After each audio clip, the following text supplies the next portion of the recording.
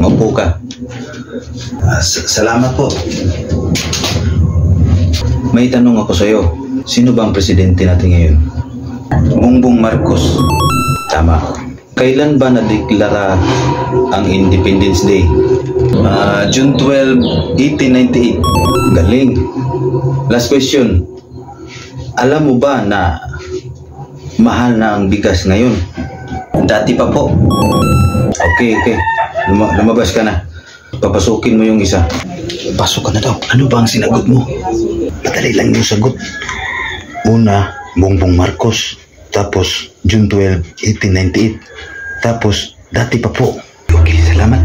A few moments later. Maupo ka. Salamat sir. Anong pangalan mo? Bongbong Marcos. Kailan kayo pinanganak?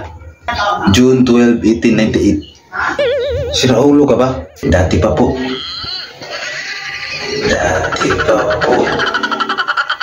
The next day.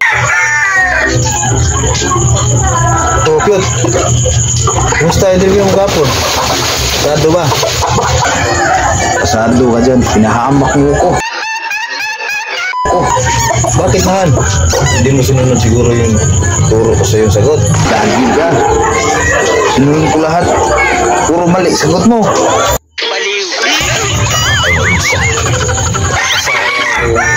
Hindi tama yung sagot ko. Kapag ko, ibig sabihin tama yung sagot ko. Sinunod ko nga lahat.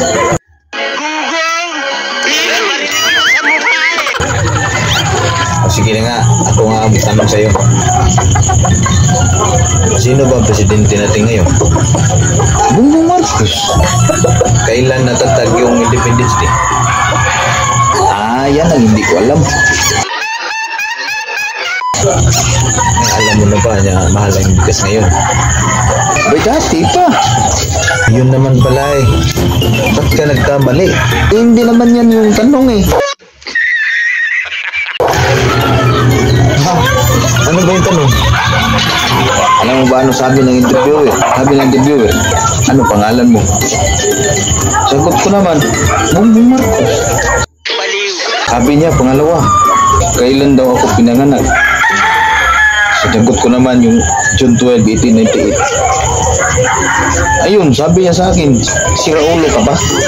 Sabi ko naman, dati pa po.